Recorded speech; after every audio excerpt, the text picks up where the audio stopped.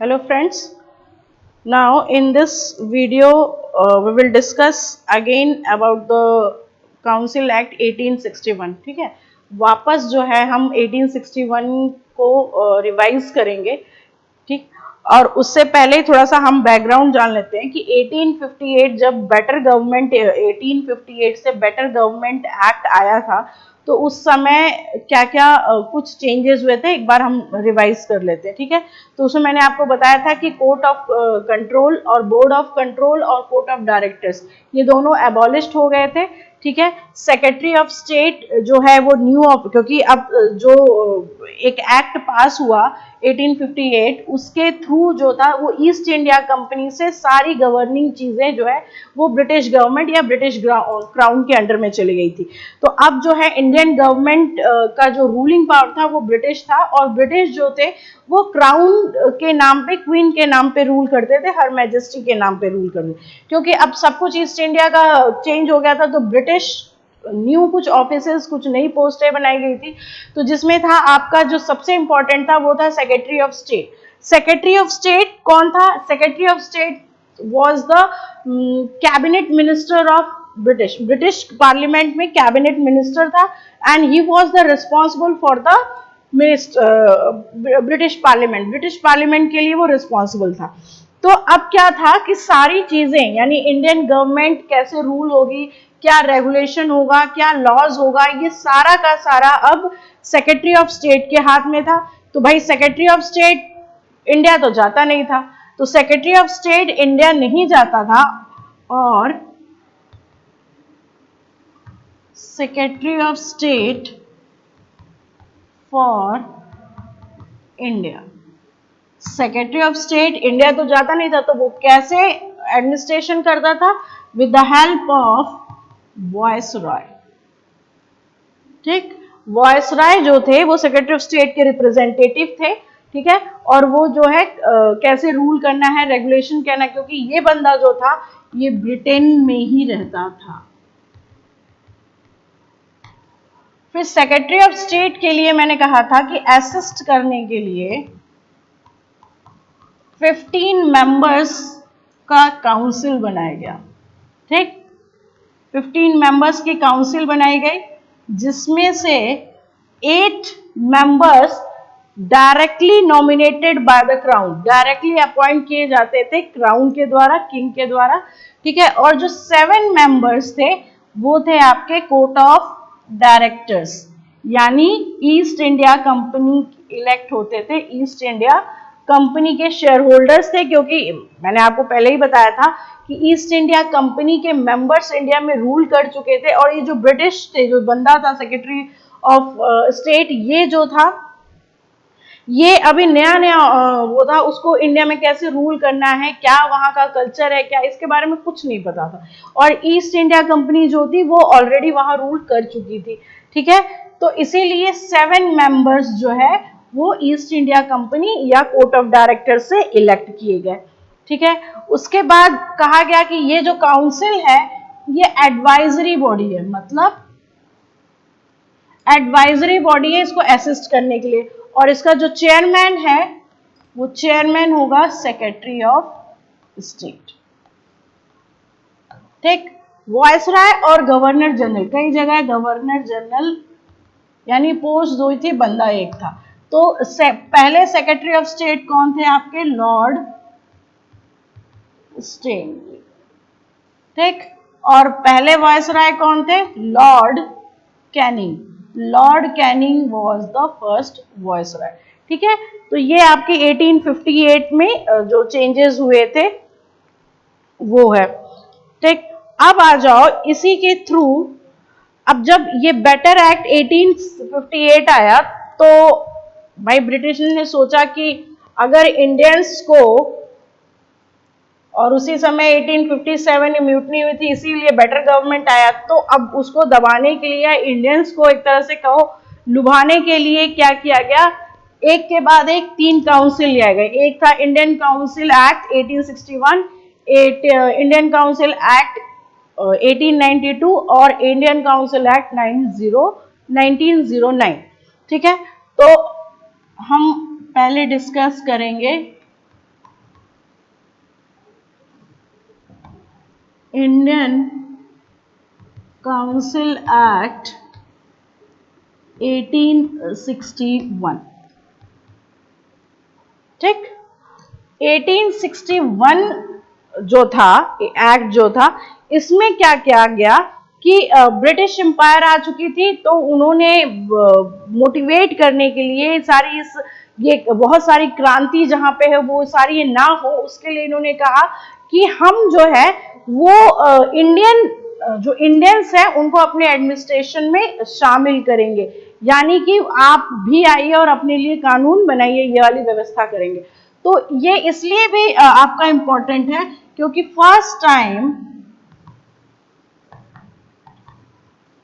First time Indian were associated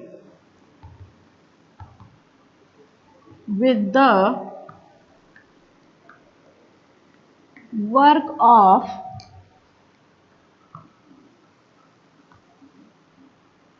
legislation। मतलब पहली बार जो था वो इंडियन फ्रेमवर्क में आए थे, इंडियंस को अलाउड किया गया था कि भाई आपको भी हम अपने काउंसिल्स में या अपने जो ग्रुप है उसमें जो है वो शामिल करेंगे, आपको पार्टिसिपेशन देंगे। तो क्या किया गया, इनलार्ज, अब ये पार्टिसिपेशन बढ़ाने के लिए क्या किया गया, enlarge the viceroy council, viceroy की काउंसिल को इनलार्ज किया गया। कैसे इनलार्ज किया गया, तो थोड़ा सा आप 1853 में चलिए। 1853 में कहा गया था कि इंडियन 1853 में कहा गया था, एक काउंसिल बनाई गई थी, इंडियन काउंसिल बनाया गया था, ठीक है, लेजिस्लेटिव काउंसिल बनाया गया था जिसमें 12 लोग थे, ठीक है, 12 लोग में 6, और ये भी कहा गया था कि एग्जीक्यूटिव और लेजिस्लेशन दोनों अलग अलग होंगे, ठीक है। तो आप थोड़ा सा पीछे रिमाइंड करोगे 53 का, तो उसमें बताया गया था कि गवर्नर जो 6 थे एग्जीक्यूटिव वाले, उसमें गवर्नर जनरल, चीफ कमांडर और 4 जो थे वो मेंबर ऑफ काउंसिल थे, और 6 जो लेजिस्लेटिव थे उसमें थे आपके चीफ जस्टिस, एक और जज होता था सुप्रीम कोर्ट का, और 4 लोग जो थे वो नॉमिनेट होते थे, जो 4 जो जज थे वो नॉमिनेट होते थे आपके लोकल गवर्नमेंट से, बॉम्बे, मद्रास, बंगाल और आगरा, ठीक है। तो वायसराय की जो एग्जीक्यूटिव काउंसिल थी इसको इनलार्ज किया गया, एग्जीक्यूटिव काउंसिल, ठीक। इसमें पहले कितने थे, 5 लोग थे, ठीक है, इसको हम इस तरह बना देते हैं तो इजी रहेगा, 5 लोग थे, 4 3 2 5 प्लस एक मेंबर और ऐड किया गया, ठीक है, एक और मेंबर ऐड किया गया। तो अब एक चीज लॉर्ड कैनिंग ने पहली बार यहाँ डिपार्टमेंटल डिसेंट्रलाइजेशन किया था। डिपार्टमेंटल डिसेंट्रलाइजेशन, या जैसे अभी हमारे, देखो मैंने कहा था कि ब्रिटिश जब से आया तो बहुत सारे रूल्स और एक्ट वही चले आ रहे हैं जो पहले के हमारे कॉन्स्टिट्यूशन में, आज वो प्रेजेंट टाइम में जो पहले चले आ रहे हैं, ठीक है। तो क्या हुआ कि लॉर्ड कैनिंग या जो वायसराय थे उन्होंने कहा कि भाई ये तो पॉसिबल नहीं है कि सारे लोगों को सारी चीजें मैं अकेले देखूं, तो उन्होंने क्या किया कि पोर्टफोलियो दे दिए, ठीक है, पोर्टफोलियो का मतलब कि ये जितने भी लोग हैं इनको एक एक डिपार्टमेंट दे दिया गया। जैसे किसी को होम, जैसे आज भी हमारे यहाँ प्राइम मिनिस्टर है, प्राइम मिनिस्टर के बहुत सारे काउंसिल्स, बहुत सारे मिनिस्टर होते हैं, तो कोई कैबिनेट मिनिस्टर होता है, फाइनेंस मिनिस्टर होते हैं, एजुकेशन मिनिस्टर होते हैं, ट्रांसपोर्ट मिनिस्टर होते हैं, पेट्रोलियम मिनिस्टर होते हैं, एजुकेशन मिनिस्टर होते हैं, डिफेंस मिनिस्टर होते हैं। तो इस तरह के बहुत सारे मिनिस्टर थे, पर अभी तो बहुत सारे लोग हैं, पर उस समय केवल ये 5 थे, और 1861 के एक्ट में एक बंदा और ऐड कर दिया गया था, ठीक। तो किसी को होम दिया गया, किसी को मिलिट्री दी गई, किसी को लॉ दिया गया, किसी को रेवेन्यू, ये सारे डिपार्टमेंट दे दिए गए, और फिर ये सारे लोग रिपोर्ट करते थे वायसराय को, और वायसराय रिपोर्ट करता था सेक्रेटरी ऑफ स्टेट को, सेक्रेटरी ऑफ स्टेट रिपोर्ट करता था ब्रिटिश पार्लियामेंट को, और ब्रिटिश पार्लियामेंट रिपोर्ट करते थे क्राउन को, ठीक। रेवेन्यू हो गया, फिर ये हो गया आपका फाइनेंस हो गया। और एक बंदा जो ऐड किया था वो ये किया था पब्लिक वर्क। पब्लिक वर्क, ठीक, जिसको आज हम पीडब्ल्यूडी, आज भी ये डिपार्टमेंट है but the name has change, PWD, जो पब्लिक वर्क का काम करते हैं, ठीक है। तो ये इलाज किया गया था वायसराय की काउंसिल को। तो एग्जीक्यूटिव काउंसिल में पहले 5 लोग थे, एक और बंदा ऐड कर दिया गया, ठीक है। जो 4 बंदे थे, एक बंदा और ऐड कर दिया गया, ठीक। तो एक हो गया आपका होम, एक हो गया मिलिट्री, एक हो गया लॉ, रेवेन्यू, फाइनेंस और एक पब्लिक, ठीक है, पब्लिक मेंबर। अब यहां हो गए आपके 6 एग्जीक्यूटिव मेंबर्स हो गए, एग्जीक्यूटिव काउंसिल में 6 मेंबर्स हो गए, ठीक है। अब आ जाओ और क्या चेंज हुआ। तो ये तो वायसराय को इनलार्ज किया गया। अब सेंट्रल लेजिस्लेटिव में क्या था, तो फिर आपको मैं बोलूंगी कि 53 का याद कीजिए कि 53 में जो 6 लेजिस्लेटिव काउंसिल थे,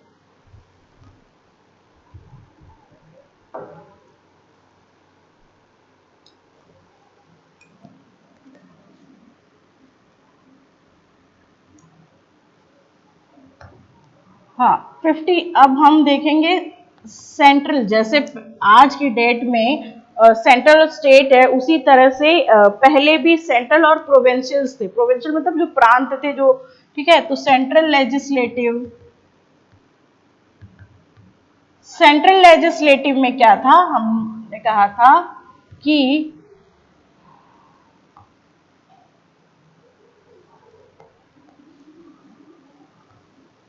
6 आपके एग्जीक्यूटिव काउंसिल थे, ठीक, और 6 जो थे वो लेजिस्लेटिव काउंसिल थे,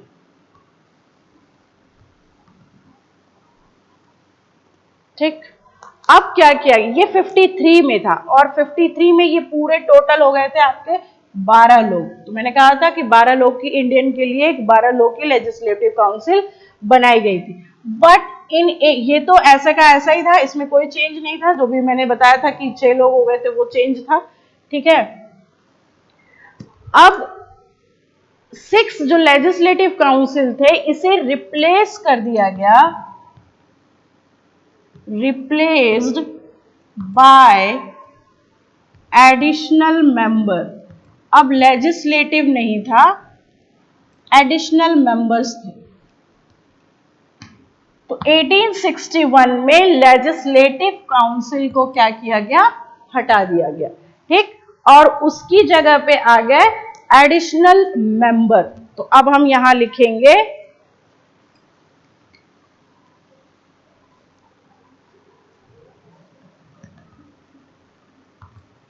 एडिशनल मेंबर्स,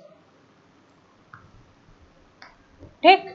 तो एडिशनल मेंबर्स इनलार्ज किए गए थे, बढ़ा दिए गए थे। तो इन्होंने, अब भाई पहली बार ये था कि इंडियंस इसमें अलाउ थे, तो अब क्या किया गया कि एडिशनल मेंबर्स जो है, एडिशनल मेंबर्स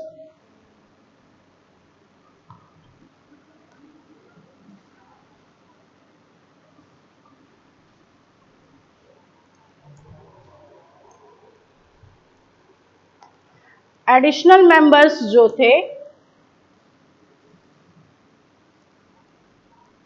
ठीक, इन्होंने कहा कि मिनिमम 6 और मैक्सिमम 12 मेंबर्स होने चाहिए। यानी एडिशनल काउंसिल में 6 आपके मिनिमम, यानी कम से कम 6 लोग होने चाहिए और ज्यादा से ज्यादा 12 एडिशनल मेंबर्स हो सकते थे।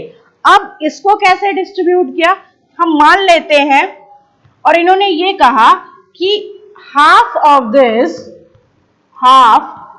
This non official, half of this मतलब इसमें ऑफिशियल और नॉन ऑफिशियल मेंबर्स होंगे। यानी कि अगर हम 6 लेते हैं तो 3 ऑफिशियल और 3 जो है वो नॉन ऑफिशियल होंगे। 12 लेते हैं तो 6 ऑफिशियल और 6 जो है नॉन ऑफिशियल होंगे, ठीक। तो अब इन्होंने कहा कि जो हाफ है इसके, जितने ऑफिशियल हैं उतने ही आपके नॉन ऑफिशियल होंगे। अब नॉन ऑफिशियल जो थे, ठीक है, ऑफिशियल मतलब क्या होता है? ऑफिशियल मतलब विच आर एसोसिएटेड या रिलेटेड टू द मिलिट्री और the civil services of British. British के ऑफिसर्स वो आपके ऑफिशियल्स में आते हैं। नॉन ऑफिशियल्स में होते हैं जिनका ब्रिटिश ऑफिस से, मिलिट्री से, सिविल सर्विसेज से कोई लेना देना नहीं होता है।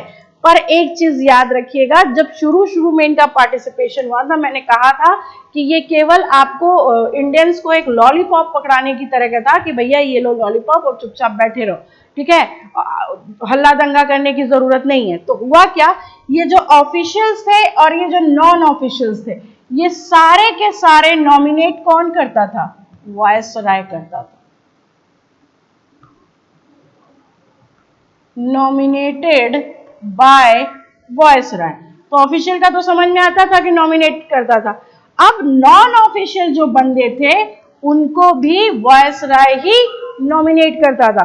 तो जाहिर सी बात है कि अगर मैं किसी गवर्नमेंट बहुत बड़ी पोस्ट पे हूं और मुझे किसी को नौकरी देने का या अपॉइंटमेंट करने का मौका मिला तो मैं अपने घर के लोग को करूंगी, अपने रिश्तेदारों को करूंगी, अपनी जान पहचान का करूंगी। तो सेम इन्होंने ऐसा कहा कि जो नॉन ऑफिशियल जो बंदे थे वो भी एक तरह से चाटुकार थे ब्रिटिश के, या और ये लोग कौन थे? ये नवाब थे, जमींदार थे, बड़े बड़े लोग थे, राजा थे, कहीं के जमींदार थे, कहीं के नवाब थे, कहीं के महाराजा थे।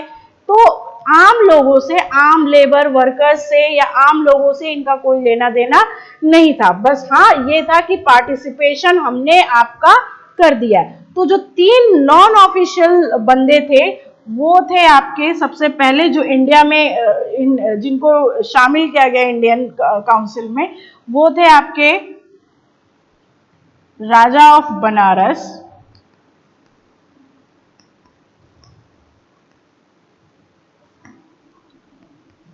महाराजा ऑफ पटियाला, नाम से ही पता चल रहा है, ठीक है, कि राजा और महाराजा हैं, और सर दिनकर राव। और they are not actually representative of Indian people, ये कोई रिप्रेजेंट नहीं कर रहे थे, क्योंकि ये वायसराय ही जो थे वही अपने लोगों को लाके वहां बिठा दिया था। ठीक, ये तो हो गया। तो अब एक क्वेश्चन ये अराइज होता है, क्या एग्जीक्यूटिव काउंसिल में कोई इंडियन थे? नहीं, Indians not allowed, executive council में इंडियन अलाउड नहीं थे। तो क्या एडिशनल मेंबर में इंडियन अलाउड थे? यस, ठीक, एडिशनल मेंबर्स में जो थे इन्होंने कहा कि भाई अब हम पार्टिसिपेशन करवाएंगे, तो यहां इंडियंस का पार्टिसिपेशन हुआ। एक चीज और इन्होंने कही कि official member always greater than non official. जो ये होंगे नॉन ऑफिशियल होंगे वो कम होंगे ऑफिशियल से। तो सिंपल सी बात है कि अगर हम यहाँ 3 लेते हैं और यहाँ 3 लेते हैं तो 3, और ये भी ऑफिशियल ही एक तरह से है, तो 6 और 3 9, और ये 3 नॉन ऑफिशियल, जो ऑफिशियल्स हैं वो आपके ज्यादा हैं। तो ये आपका सेंट्रल लेजिस्लेटिव में चेंज हुआ था। इतना क्लियर है? फिर अब आ जाओ प्रोविंशियल में क्या चेंजेस हुए थे।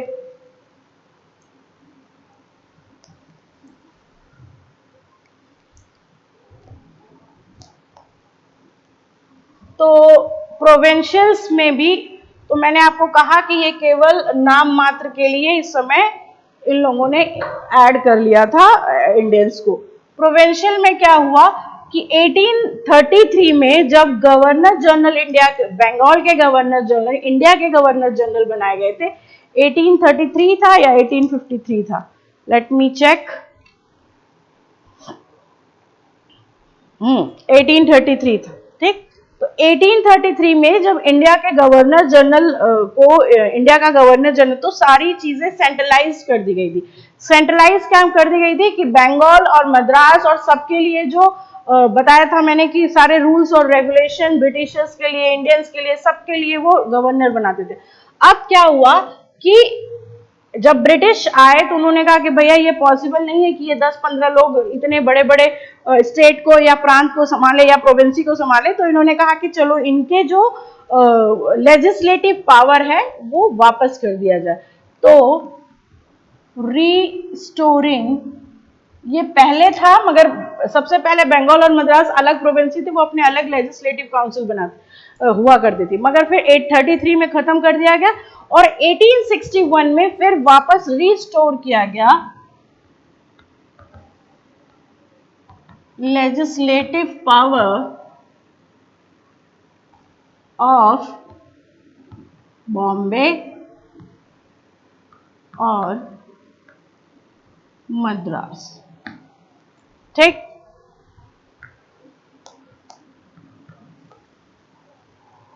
उसके बाद कुछ नए लेजिस्लेटिव काउंसिल बनाए गए, न्यू लेजिस्लेटिव काउंसिल। कौन कौन से? बंगाल बनाया गया 1862, नॉर्थ वेस्ट फ्रंटियर प्रोवेंसी, उसको कहते हैं नॉर्थ वेस्ट फ्रंटियर प्रोवेंसी, एक प्रांत बनाया गया और ये बनाया गया आपका 1866। फिर पंजाब, ये बनाया गया 1897। ठीक है, तो कुछ नए जो पुराने थे मद्रास और बॉम्बे की लेजिस्लेटिव वापस कर दी गई उनको। ठीक है, अब ये वापस तो कर दी गई, मगर वहां एक लेफ्टिनेंट गवर्नर जनरल बैठा रहता था कि भैया आप अपने लिए रूल और रेगुलेशंस बनाइए, हमें रिपोर्ट करिए, वो वायसराय को रिपोर्ट करता था, फिर उसके आगे जो पार्लियामेंट सेक्रेटरी को, फिर पार्लियामेंट को, फिर क्राउन को, इस तरह से। तो बंगाल 1862, 1866 और 1897 में कुछ नई प्रोविंसेस बनाई गई थी। एक चीज आपका छूट गया, जो नॉन ऑफिशियल बंदे थे, ठीक है, मैं वो क्लियर कर दे रही हूं। जो नॉन ऑफिशियल बंदे थे उनका जो ड्यूरेशन था, जो non official members office duration जो था वो केवल 2 साल के लिए था। ठीक, केवल 2 साल के लिए इनका ड्यूरेशन था। अब कुछ भाई इन्होंने पार्टिसिपेशन तो दे दिया था 3 Indians, but additional members can not ask any question from the executive council. Executive council से वो कोई क्वेश्चन नहीं कर सकते थे।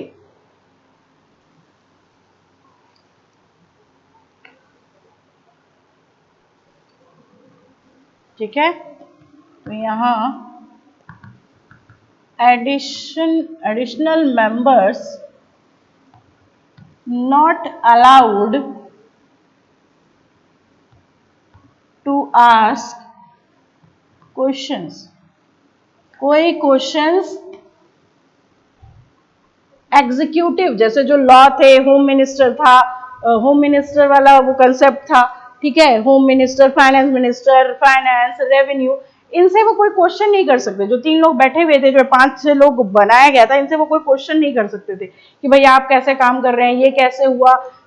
दूसरी चीज जो सबसे इंपॉर्टेंट थी, no discussion on budget. Budget पे कोई डिस्कशन नहीं होता था। जैसे आज सेंट्रल गवर्नमेंट में बजट पेश किया जाता है, उस पर बहस होती है और फिर उसके बाद बजट लास्ट में पेश किया, तो उस समय ऐसा कोई डिस्कशन बजट पे ये नहीं कर सकते थे जो एडिशनल मेंबर थे। नो वोटिंग पावर, इनके पास कोई वोटिंग पावर नहीं थी। तो कुल मिला जुला के ये जो 3 लोग बैठे थे इंडियन, ये केवल एक कठपुतली की तरह उन्हें बिठा दिया गया था कि चुपचाप बैठे रहो, ज्यादा हल्ला दंगा करने की जरूरत नहीं है, हमने आपको शामिल कर लिया, ये बहुत बड़ी बात है। तो ना तो कोई उनको जो एडिशनल मेंबर थे ना तो उनको कोई क्वेश्चन करने का अलाउड था, ना वो बजट पे डिस्कस कर सकते थे, ना उनको कोई वोटिंग पावर था, कुछ भी नहीं था, बस वो बैठे हुए थे कठपुतली की तरह से, ठीक। पर एक चीज और हुई, क्या हुआ, 1885 में establishment of Indian National Congress, Indian National Congress का गठन हुआ 1885 में। और ये who is the founder, A O Hume, Allan Octavian Hume, ठीक है। ए ओ ह्यूम जो थे वो फाउंडर थे, और भी लोग थे जैसे दादा भाई नौरोजी भी थे साथ में, ठीक है, मगर मेन फाउंडर इनको कहा जाता था।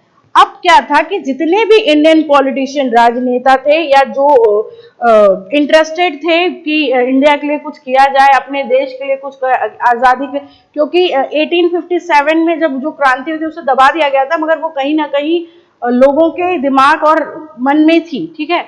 तो वो इंडियन नेशनल एक प्लेटफॉर्म मिल गया पॉलिटिशियंस को कि भाई अब यहां से हम अपने देश के लिए कुछ कर सकते हैं। तो 1885 में जो था वो आपका ये, हाँ 1885 में आपका इसका एस्टेब्लिशमेंट हुआ। एक काम और हुआ था 1861 में जो इंपॉर्टेंट है, इसको आप ध्यान रखिएगा कि पहले क्या था, इससे पहले 1861 से पहले क्या था कि वॉयसराय कोई ऑर्डिनेंस का कंसेप्ट नहीं आया था, ठीक है, ऑर्डिनेंस का कंसेप्ट नहीं आया था।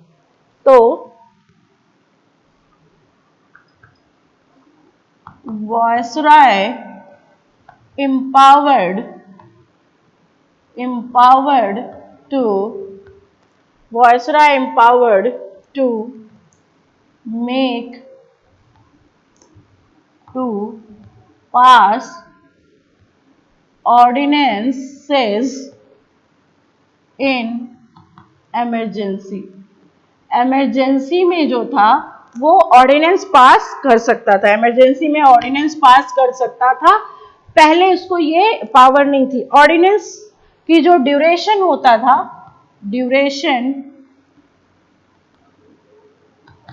वो 6 मंथ्स का होता था, यानी बिना काउंसिल के, जो काउंसिल बना था बिना काउंसिल के एसेंट के या बिना काउंसिल के कंसर्न के, ये इमरजेंसी में 6 महीने के लिए कोई ऑर्डिनेंस या कोई क्या ऑर्डिनेंस को हिंदी में क्या करते हैं हम, अधिनियम, ठीक है, अधिनियम वो पास कर सकता था, ठीक। तो ये आपका 1861 खत्म हो गया, ये इंपॉर्टेंट थे जिसमें 1861 में, ठीक है। तो अब इसके बाद है आपका जो फिर दूसरा एक इंडियन, इसको एक बार रिवाइज कर लेते हैं। तो इसमें क्या किया गया था कि जो वॉयसराय का जो काउंसिल था उसे इनलार्ज किया गया, 4 से 5 लोग किए गए, ठीक है। उसमें जो जितने भी बंदे थे, जितने भी काउंसिल मेंबर थे, उनको पोर्टफोलियो अलॉट कर दिया गया, उनको डिपार्टमेंट दे दिया गया, ठीक है। डिपार्टमेंट देने के बाद वो उसके लिए, उस डिपार्टमेंट के लिए रिस्पॉन्सिबल, जैसे होम हो गया, लॉ हो गया, मिलिट्री हो गया, ये सारी रिस्पॉन्सिबल दे दिए गए। सेंट्रल लेजिस्लेटिव में क्या हुआ कि मेंबर्स बढ़ा दिए गए, यानी मेंबर्स ऐड किए गए। अब लेजिस्लेटिव की जगह एडिशनल मेंबर ने ले लिया, उसे रिप्लेस कर दिया गया था एडिशनल मेंबर से, ठीक है। तो जो लेजिस्लेटिव काउंसिल था उसको हटा के एडिशनल मेंबर कर दिया गया था, और इसमें कहा गया कि 6 से 12, मिनिमम 6 और मैक्सिमम 12 लोग होंगे, जिसमें से half of these are non official.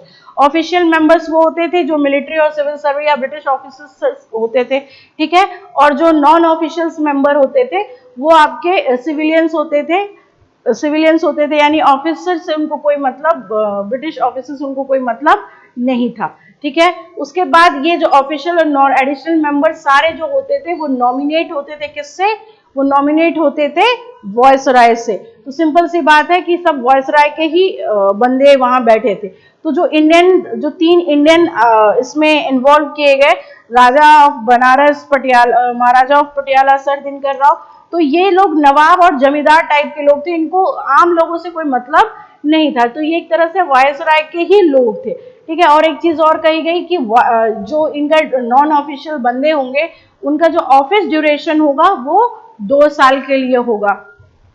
उसके बाद क्या नाम है, हाँ 2 साल के लिए, 2 साल के लिए होगा।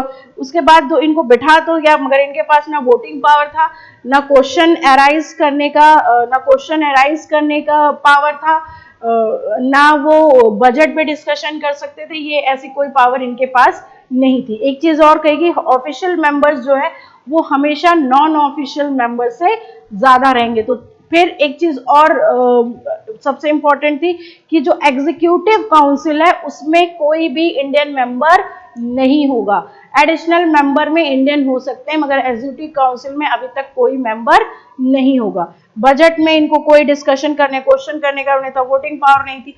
इसी टाइम में 1885 में इंडियन नेशनल कांग्रेस का एस्टेब्लिशमेंट हुआ by the AOU, which gave the platform the Indian politician to come together to discuss about the Indian future, India के फ्यूचर में डिस्कस कर सके, ठीक है। फिर इसी में एक इम्पॉर्टेंट था कि वॉयसराय जो थे, वॉयसराय को ये एम्पावर कर दिया गया कि वो इससे पहले ये पावर इनके पास नहीं थी कि इमरजेंसी में भी कोई जो है वो ऑर्डिनेंस पास कर सकते थे, ठीक है। तो ये आपका, हाँ, दो चीजें और रिवाइज कर देते हैं कि कुछ नए प्रोविंशियल्स बन गए थे। नए प्रोविंशियल्स मतलब बंगाल और मद्रास के जो लेजिस्लेटिव पावर पहले हटा दी गई थी वो उनको रिस्टोर कर दी गई। नए प्रोविंशियल्स कुछ प्रांत बना दिए गए, एक लेजिस्लेटिव बना दिया गया। जैसे आपका नॉर्थ वेस्ट फ्रंटियर प्रोविंस था, बंगाल था, पंजाब था, ये सारी चीजें बना दी गई। तो अब हमने क्या किया, एक बार रिवाइज्ड भी कर लिया, और मुझे लगता है, आई होप कि 1861 एक्ट आपको अच्छे से समझ में आ जाएगा। नेक्स्ट टाइम हम क्या करेंगे, इंडिया, मैंने कहा था कि मतलब एक एक करके इंडियन काउंसिल ही एक्ट जो वो पास हुआ था। तो इंडियन काउंसिल एक्ट 1861 हो गया। अब नेक्स्ट टाइम में हम पढ़ेंगे Indian council act 1892। Okay, thank you.